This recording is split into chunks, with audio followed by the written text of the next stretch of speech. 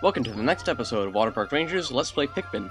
In the last episode, we just finished defeating this giant armored cannon beetle here, and it's worth 50 Pikmin sprouts, which is as much as a pearly clam clamp.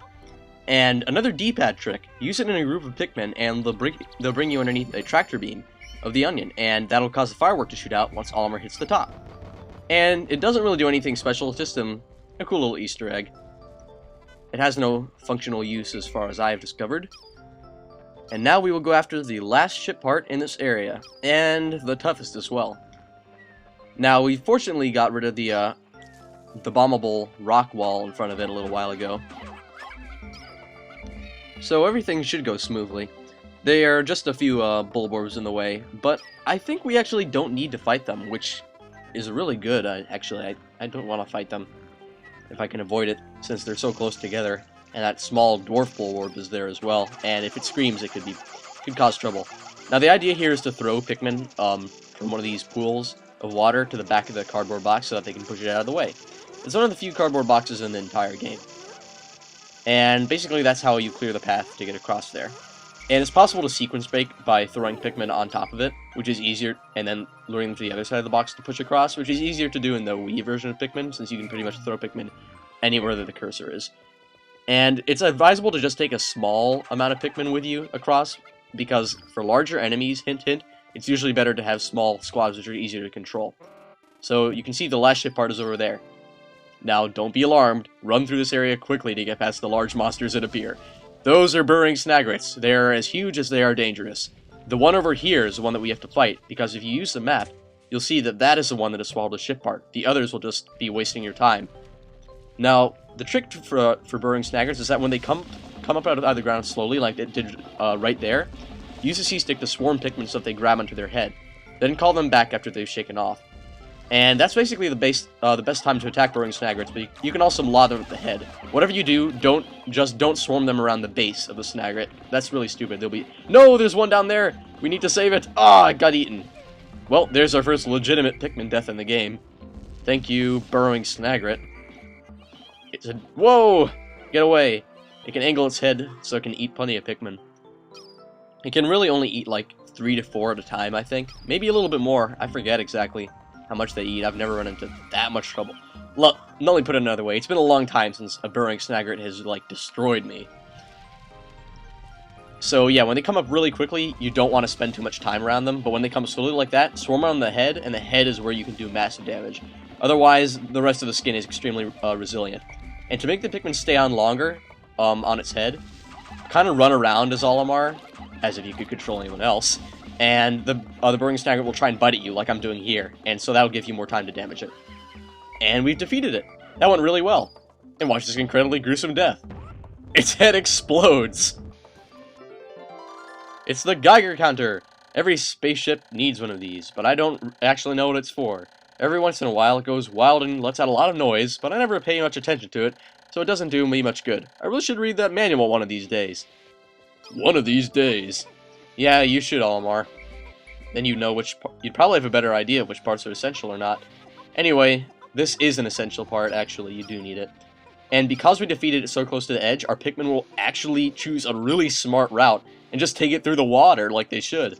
Otherwise, they'd have to, if it was too close to here, they'd have to take it past the burrowing snagrets, and there are 2 more here. And they can give you plenty of trouble. Because I do not think, unlike termites, burrowing snagrets will still try and, like, attack, even if Olimar's not walking nearby. I'm not certain, but I'm pretty sure about that. Either way, you don't want to leave it to chance, because burrowing snagrets are very vicious, and they're quite difficult as well. So we have a few more pellets here that the burrowing snagret dropped. Might as well take them back. I mean, sure, we lost, like, what did we lose? 1 or 2 Pikmin in this fight? Yeah, from the looks of it. So it's probably good that we're going to make up our numbers just a bit by gathering some more pellets. As you can see, we've just attacked a wogpole. It's not like they're particularly resilient or anything. I guess they're about as strong as a dwarf bulborb. It's just their speed makes them hard to hit. And you can spend a large amount of time wasting your time, basically, trying to get them. And it's really not worth it. Also, look, the Geiger counter pops up right on the front of the ship. Geiger counter.